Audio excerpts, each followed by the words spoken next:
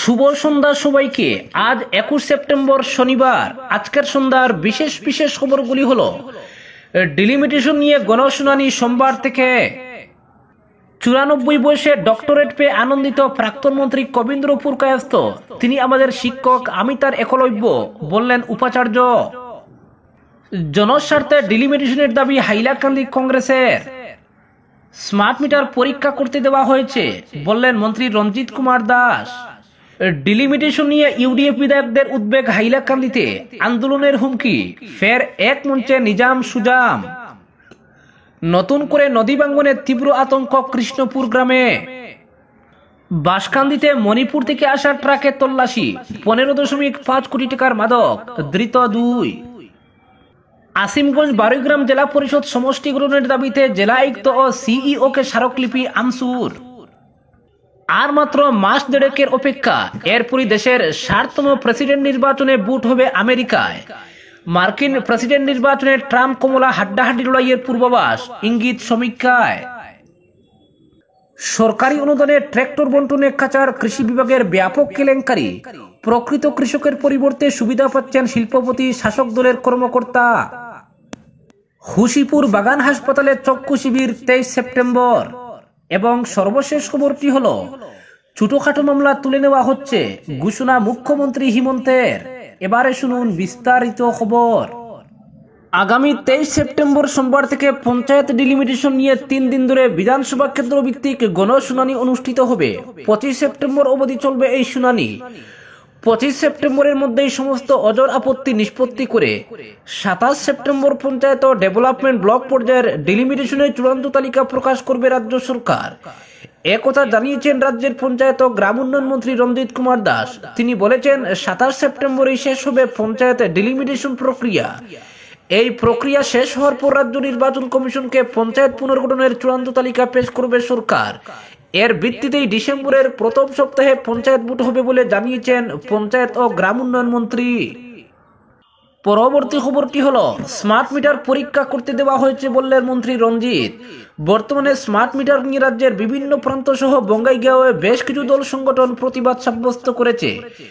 এ প্রসঙ্গে শুক্রবার মন্ত্রী রঞ্জিত কুমার দাস সংবাদ মাধ্যমের সামনে বলেন, আসামের বিভিন্ন রাজনৈতিক দলের বিধায়কদের বাড়ি থেকে স্মার্ট মিটার খুলে ইতিমধ্যে বিদ্যুৎ বিভাগের কাছে পরীক্ষা নিরীক্ষা করতে দিয়েছে। স্মার্ট মিটারে সত্যি কোনো অসঙ্গতি রয়েছে কিনা তার ফলাফল না পাওয়া অবধি কোনো ধরনের মন্তব্য করা যাবে না। মন্ত্রী বলেন, ইতিমধ্যে 126টি মিটার সংশ্লিষ্ট কর্তৃপক্ষের কাছে জমা আছে। তারা পরীক্ষা নিরীক্ষা করে দেখে যে ফলাফল আসবে তার উপর স্মার্ট মিটারের আসল সত্যতা বেরিয়ে আসবে। পরবর্তী খবরটি হলো জনস্বার্থে ডিলিমিটেশনের দাবি হাইলাকান্দি কংগ্রেসের।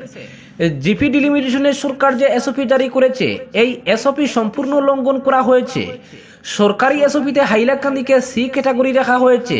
সি ক্যাটাগরি মতে জিপির জনসংখ্যা ও ভৌগোলিক অবস্থান দেখে ডিলিমিটেশন করা হয়নি। সন্ধ্যায় হাইলাকান্দি জেলা কংগ্রেস ভবনে এক সাংবাদিক বৈঠক করে এই অভিযোগ করেন হাইলাকান্দি কংগ্রেসের ডিলিমিটেশন কমিটির পর্যবেক্ষক তথা বিধায়ক খলিল উদ্দিন মজুমদার।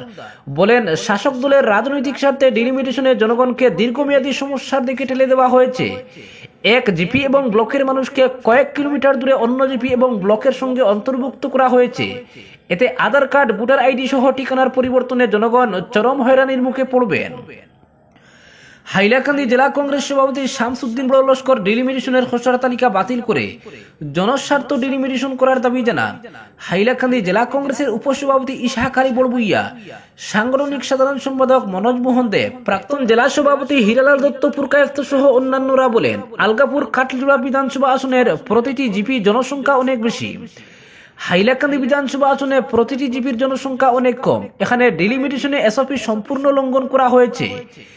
এছাড়া ডিলিমিটেশনের খসড়া তালিকা নিয়ে আপত্তি জানানোর জন্য প্রয়োজনীয় সময় দেওয়া হয়নি। জেলা প্রশাসনের সঙ্গে রাজনৈতিক দলের বৈঠকে ডিলিমিটেশনের খসড়া তালিকা নিয়ে আপত্তি জানিয়েছে কংগ্রেস। আপত্তি জানানোর সময়সীমা বাড়ানোর দাবি জানিয়েছে কংগ্রেস। দাবি পূরণ না হলে এ নিয়ে গণতান্ত্রিক আন্দোলনে কোনো ধরনের অপ্রীতিকর ঘটনা ঘটলে সরকার ও প্রশাসন সম্পূর্ণ দায়ী থাকবে বলে হুঁশিয়ারি দিয়েছে কংগ্রেস। পরবর্তী খবরটি হলো নদী ভাঙ্গন সমস্যার জেরবার বড়খলার কৃষ্ণপুর ভৈরবনগর জিপির কৃষ্ণপুর গ্রাম। নতুন করে বরাক নদীর ভাঙ্গন দেখা দেওয়ায় আতঙ্কিত গ্রামবাসীরা। নদী ভাঙ্গন প্রতিরোধে মুখ্যমন্ত্রী হিমন্ত বিশ্ব শর্মা ও জল সম্পদ মন্ত্রী পীযূষ হাজারিকার হস্তক্ষেপ কামনা করেছেন তারা। সুদীর্ঘ কয়েক দশক ধরে বরাক নদীর ভাঙ্গন সমস্যা কৃষ্ণপুর গ্রাম, এ নিয়ে মন্ত্রী বিধায়ক সহ বিভাগীয় আধিকারিকদের দ্বারস্থ হয়ে কোনো লাভ হয়নি। ইতিমধ্যে গ্রামের শতাধিক পরিবারের বিটে বরাক নদীতে তলিয়ে গেছে। এখন নতুন করে ভাঙ্গন শুরু হয়েছে, এতে রীতিমতো আতঙ্কিত মানুষ। গ্রামবাসীদের চলাচলের একমাত্র পূর্ত সড়ক নদী ভাঙ্গনে তলিয়ে যাওয়ার পথে। পূর্ত সড়কের পাশে 11,000 হাই ভোল্টেজ লাইনের খুঁটি সহ ট্রান্সফরমার ভাঙ্গনের কবলে পড়ার উপক্রম। গ্রামবাসী ফের আরো একবার সংবাদ মাধ্যমের কাছে নদী ভাঙ্গন সমস্যার কথা তুলে ধরেন। তাদের কথায়, সেই 1991 সালে কৃষ্ণপুরে বরাক নদীর ভাঙ্গন শুরু হয়েছিল। তৎকালীন কেন্দ্রীয় মন্ত্রী প্রয়াত সন্তোষ মোহন দেবের কার্যালয়ে বরাক নদীর ভাঙ্গন প্রতিরোধে 33 লক্ষ টাকা বরাদ্দ হয়েছিল, কিন্তু কাজের কাজ কিছুই হয়নি। প্রাক্তন সাংসদ রাজদীপ রায়, প্রাক্তন বিধায়ক কিশোর নাথ, বর্তমান বিধায়ক মিসবাহুল ইসলাম লস্করের কাছে গ্রামবাসীরা বার কয়েক আবেদন নিবেদন করলেও কোনো কাজ হয়নি। এমনকি বিভাগীয় মন্ত্রী পীযূষ হাজারিকার সঙ্গে দেখা করে স্মারকলিপি প্রদান করা হলেও কাজের কাজ কিছুই হয়নি, শুধু আশ্বাসই মিলেছে। তারা এবার রাজ্যের মুখ্যমন্ত্রী ডক্টর হিমন্ত বিশ্ব শর্মার হস্তক্ষেপ কামনা করেছেন। পরবর্তী খবরটি হলো, কবীন্দ্র পুরকায়স্থের হাতে আনুষ্ঠানিকভাবে সাম্মানিক পিএইচডির শংসাপত্র তুলে দিল আসাম বিশ্ববিদ্যালয়। কবীন্দ্রবাবুর নতুন পট্টির বাসভবনে তার পরিবারের উদ্যোগে আয়োজিত এক সভায় তার হাতে এই সম্মান আনুষ্ঠানিকভাবে তুলে দিলেন বিশ্ববিদ্যালয়ের উপাচার্য অধ্যাপক রাজীব মোহন পন্ত। শিক্ষা ও সমাজসেবায় অতুলনীয় অবদানের স্বীকৃতি হিসাবে বিজেপির অন্যতম প্রতিষ্ঠাতা সদস্য প্রাক্তন কেন্দ্রীয় মন্ত্রীকে সাম্মানিক পিএইচডি প্রদান করা হলো বলে জানিয়েছেন উপাচার্য। গত কয়েক মাস ধরে অসুস্থ, তবে এদিন বাড়ির প্রাঙ্গণে প্রখর রৌদ্রে সামিয়ে না টাঙ্গিয়ে রীতিমতো মঞ্চ সাজিয়ে সোয়া ঘন্টার যে আয়োজন করেছিল তার পরিবার, সেখানে আগাগোড়ায় উপস্থিত ছিলেন কবীন্দ্র পুরকায়স্থ। মিনিট দুয়েকের সংক্ষিপ্ত বক্তব্যে কবীন্দ্রবাবু বিশ্ববিদ্যালয়ের এই সম্মান তিনি মাথা পেতে গ্রহণ করেছেন বলে জানিয়েছেন। বয়সের ভার, দীর্ঘ অসুস্থতা ও প্রখর তাপ প্রবাহ সত্ত্বেও কবীন্দ্রবাবুর সংক্ষিপ্ত বয়ানের নিখুঁত শব্দ চয়নও এদিন ছিল সমান মনোগ্রাহী। সঞ্চালনায় পৌত্রী, উদ্বোধনী সঙ্গীতে কন্যা ও পুত্র, স্বাগত ভাষণ ও অতিথি বরণে পুত্র, গোটা অনুষ্ঠানটি ছিল দৃশ্যত পুরকায়স্থ পরিবারের। কবীন্দ্রবাবুর ছেলে কোনাদ বারবারই বলেছেন, বিশ্ববিদ্যালয়ে তার বাবাকে যে সম্মান জানিয়েছে তাতে পুরকায়স্থ পরিবার কৃতজ্ঞ। অনুষ্ঠানে উপস্থিত ছিলেন শহরের বিশিষ্ট জনেরা, ছিলেন কাচাল ও করিমগঞ্জ বিজেপির নেতা কর্মীরা, ছিলেন আরএসএস এর বেশ কয়েকজন প্রবীণ ব্যক্তিত্ব।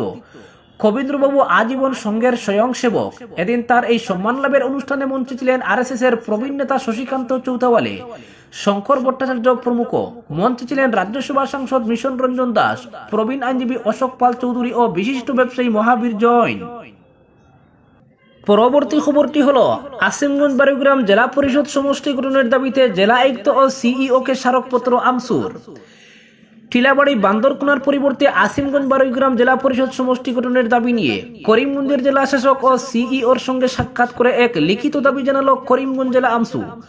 পঞ্চায়েতের সীমা নির্ধারণ নিয়ে যথেচ্ছভাবে পঞ্চায়েত, আঞ্চলিক পঞ্চায়েত, জেলা পরিষদের নাম কর্তন সহ একটি জিপির অধীনে থাকা গ্রামকে দ্বিখণ্ডিত করে অন্য জিপিতে অন্তর্ভুক্তি এবং সর্বোপরি রাজনৈতিক সুবিধার বিভিন্ন চিত্র খসড়ায় পরিস্ফুট হওয়ায় সারা আসাম সংখ্যালঘু ছাত্র ইউনিয়ন আমসুর করিমগঞ্জ জেলা কমিটি জেলা আয়ুক্ত ও সিইওর সঙ্গে দেখা করে বিভিন্ন অভিযোগ তুলে ধরেন। এ নিয়ে আমসুর কেন্দ্রীয় সাংগঠনিক সম্পাদক কাজী সাদিক আক্তার, জেলা কমিটির উপদেষ্টা আইনজীবী গুলশান মোহাম্মদ পারভেজ, জান্নাতুল ফেরদৌস, মহসিন আলম, গুলাম আজিম সহ জেলা সাধারণ সম্পাদক সালমান আহমেদ প্রমুখ প্রশ্ন তুলেন। আসিমগঞ্জের জেলা পরিষদ নাম কর্তন ও পূর্বতন কানাইবাজার ও বর্তমান মইনাজিপির ওয়ার্ডগুলোকে যথেচ্ছভাবে কর্তন করা হলো কেন জানতে চান তারা কানাইবাজার জিপির ওয়ার্ডগুলোকে পূর্বের নিয়ায় রেখে সংযোজিত নতুন গ্রামগুলোর অংশকে সংশ্লিষ্ট ওয়ার্ডে অন্তর্ভুক্ত করে কানাইবাজার জিপির এক লিখিত রূপরেখা সিইওর কাছে তুলে ধরেন। তারা আরো বলেন, আসিমগঞ্জ বারুইগ্রাম দুটি ঐতিহ্যবাহী জেলা পরিষদ সমষ্টি। এই দুটি সমষ্টির নাম কর্তন করে অন্য নাম দেওয়ার প্রক্রিয়ায় তারা তীব্র আপত্তি প্রকাশ করেন। বলেন, আসিমগঞ্জ নাম এক মহান ব্যক্তিত্বের নামে, সরকারি বেসরকারি অনেক ছোট বড় শিক্ষা প্রতিষ্ঠান রয়েছে সংশ্লিষ্ট ব্যক্তির নামে এবং এই নামই বরাক তথা গোটা রাজ্যে সমাদৃত। সেই ঐতিহ্যবাহী এবং প্রাচীন আসিমগঞ্জ জেলা পরিষদ সমষ্টির নাম কর্তন করে টিলাবাড়ি বান্দরকুনা করা কোনো অবস্থায় মেনে নেওয়া যাবে না বলে স্পষ্ট জানান তারা। যেহেতু জেলা পরিষদ এলাকার পরিধি বাড়িয়ে বারুইগ্রাম জেলা পরিষদ সমষ্টির এক বৃহদাংশ আসিমগঞ্জ জেলা পরিষদ সমষ্টিতে অন্তর্ভুক্ত করা হয়েছে, তাই বর্তমান পঞ্চায়েত সীমা নির্ধারণে আসিমগঞ্জ বারুইগ্রাম নাম দিয়ে নতুন জেলা পরিষদ গঠন করার দাবি উত্থাপন করেন তারা। বিশেষ করে আসিমগঞ্জ জেলা পরিষদের নাম কর্তন ও পূর্বতন কানাইবাজার ও বর্তমান ময়নাজিপির ওয়ার্ডগুলো ভালো করে খতিয়ে দেখে সমস্যার নিরসন করার চেষ্টা করবেন বলে প্রতিনিধি দলকে আশ্বস্ত করেন সিইও। উল্লেখ্য, জেলা আয়ুক্তের অনুপস্থিতিতে ডিডিসি কার্যালয়ে লিখিত দাবি পেশ করেন তারা। পরবর্তী খবরটি হলো, ফের এক মঞ্চে নিজাম সুজাম, ডিলিমিটেশন নিয়ে ইউডিএফ বিধায়কদের উদ্বেগ হাইলাকান্দিতে, আন্দোলনের হুমকি। বিধানসভার ডিলিমিটেশনের পর এবার পঞ্চায়েত স্তরের ডিলিমিটেশন নিয়ে উত্তাল হাইলাকান্দি। ডিলিমিটেশনের মাধ্যমে জেলায় জাতপাতের রাজনীতির অভিযোগ দুই বিধায়ক সুজামউদ্দিন লস্কর ও নিজামউদ্দিন চৌধুরীর। বিধানসভার ডিলিমিটেশনের পর দুই বিধায়কের মধ্যে সৃষ্টি হওয়া মতবিরোধ অবশেষে শেষ হলো পঞ্চায়েত ডিলিমিটেশনের মাধ্যমে। ফের দুই বিধায়ক এক মঞ্চে এসে যৌথভাবে দিলেন আন্দোলনের হুঙ্কার। হাইলাকান্দি জেলার পঞ্চায়েত স্তরের ডিলিমিটেশন নিয়ে শুক্রবার বিকেলে স্থানীয় আবর্ত ভবনে আয়োজিত এক সাংবাদিক সম্মেলনে সংযুক্ত ভারতীয় গণতান্ত্রিক মোর্চার দুই বিধায়ক গুরুতর উদ্বেগ প্রকাশ করেন। কাটলিজোড়া বিধানসভার বিধায়ক সুজামউদ্দিন লস্কর এবং আলগাপুর বিধানসভার বিধায়ক নিজামউদ্দিন চৌধুরী যৌথভাবে এই সাংবাদিক সম্মেলনে বক্তব্য রাখেন এবং ডিলিমিটেশন প্রক্রিয়ায় অনিয়ম ও ইচ্ছাকৃত ষড়যন্ত্রের অভিযোগ করেন। সুজামউদ্দিন লস্কর তার বক্তব্যে উল্লেখ করেন যে খসড়া প্রকাশ করা হয়েছে তা ডিলিমিটেশন এসওপি অনুযায়ী করা হয়নি। তিনি বলেন, হাইলাকান্দি জেলার জনসংখ্যার ঘনত্ব 497 জন প্রতি বর্গ কিলোমিটার, যা এসওপির এ ক্যাটাগরিতে পড়ে, কিন্তু হাইলাকান্দি কেন্দ্রের বিভাজন করা হয়েছে সি ক্যাটাগরিতে এবং একইভাবে আলগাপুর এবং কাটলিজোড়া কেন্দ্রের বিভাজনও এ ক্যাটাগরিতে হয়েছে।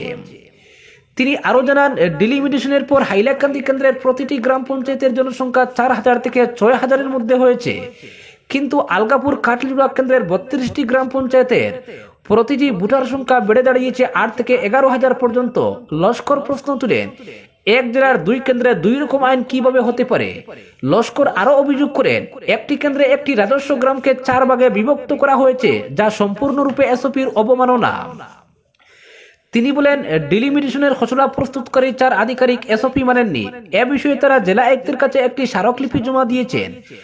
যদি এই খসড়া বহাল থাকে তাহলে জেলা জুড়ে আন্দোলন গড়ে তোলা হবে, তিনি হুঁশিয়ারি দেন।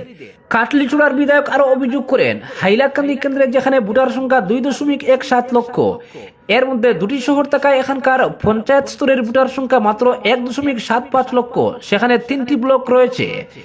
অথচ আলগাপুর কাটলিজোড়ায় 2.65 লক্ষ ভোটার থাকার পরও মাত্র 2টি ব্লক রয়েছে। লস্কর বলেন, এই খসড়া উদ্দেশ্য প্রণোদিতভাবে তৈরি করা হয়েছে এবং এটি জাতপাতের ভিত্তিতে গঠন করা হয়েছে।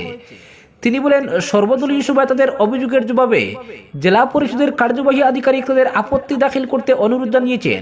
তবে লস্কর জানান যে সিইওর প্রতিক্রিয়া যথেষ্ট নয় এবং তারা এই খসড়া পরিবর্তন না হওয়া পর্যন্ত তাদের প্রতিবাদ চালিয়ে যাবেন। আলগাপুরের বিধায়ক নিজামউদ্দিন চৌধুরী বলেন, সিইও ও দুই এডিসির উপস্থিতিতে অনুষ্ঠিত সর্বদলীয় সভায় এই ধরনের সমস্যা তুলে ধরা হয়েছিল। চৌধুরী অভিযোগ করেন, ডিলিমিটেশন এসওপির সি ক্যাটাগরির নাম দিয়ে এ ক্যাটাগরিতে ডিলিমিটেশন হয়েছে। সাধারণ মানুষকে কেন এই অত্যাচারের শিকার হতে হচ্ছে? তিনি আরো হুঁশিয়ারি দিয়ে বলেন, এর সমাধান না হলে মানুষ আইন হাতে তুলে নেবে এবং তখন আমরা পরিস্থিতি সামাল দিতে পারবো না। বিধায়করা সাংবাদিক সম্মেলনের মাধ্যমে জেলা প্রশাসন ও মুখ্যমন্ত্রীকে অবিলম্বে পদক্ষেপ নেওয়ার আহ্বান জানান এবং ডিলিমিটেশন প্রক্রিয়া স্বচ্ছ, সঠিক এবং প্রতিষ্ঠিত নীতিমালা অনুযায়ী নিশ্চিত করার দাবি জানান। তাদের সতর্কবার্তা, যদি সমস্যাগুলি সমাধান না হয় তবে জেলায় ব্যাপক আন্দোলন শুরু হবে এবং শাসন ব্যবস্থার উপর প্রভাব পড়তে পারে। আজকের বিশেষ সংবাদ এখানেই সমাপ্ত।